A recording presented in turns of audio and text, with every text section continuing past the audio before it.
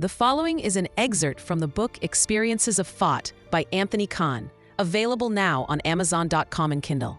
That old-time religion, Mending the Hull. There is something of a snowball effect at work as a religion proceeds down through the ages. We begin with a seed in the distant past, some origin stories perhaps, and the essential events that come to define a culture. Then, over time, that seed grows, accumulating more and more material as it rolls toward our own time. The needs that a given religion must fulfill are not static, and the religious philosophers of every society in every age must often add new interpretation in order to keep their religion relevant and consistent with contemporary thinking. These new interpretations, once officially adopted, become part of the snowball, and all subsequent additional interpretation must respect them in answering any new questions that may arise. We introduced the concept of Occam's razor in the last chapter, the requirement that a theory or model should be the simplest it can be while still satisfying all observations. Such a requirement is at odds with the snowball effect that we see in the evolution of religion, where a system of belief tends to grow more complex with time. The story of Galileo's run-in with religious authorities and his muffled utterance, "Still it moves," has become one of the most well-known anecdotes in the history of science.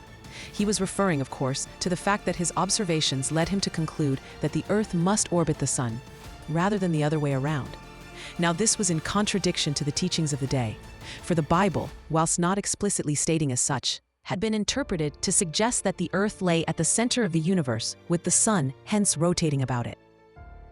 This line of thought was so strong by Galileo's time that it was dangerous to question it. But the Sun, the Moon, and 5 of the planets had been known of since antiquity, and their motions well observed for millennia. A talented astronomer from Egypt in the time of Roman occupation, named Ptolemy, had developed a complex model that began with the assumption that seemed logical at the time, that the Earth lay at the center of all things. He determined that he could replicate the movements in the sky of the various heavenly bodies by placing each of them within a rotating sphere called an epicycle, which in turn was embedded in another rotating sphere called a deferent, whose center was displaced from the position of the Earth. All of these cogs would work together to approximately reproduce the same thing that we get much more simply by placing the Sun at the center and having Earth as just another planet in an elliptical orbit.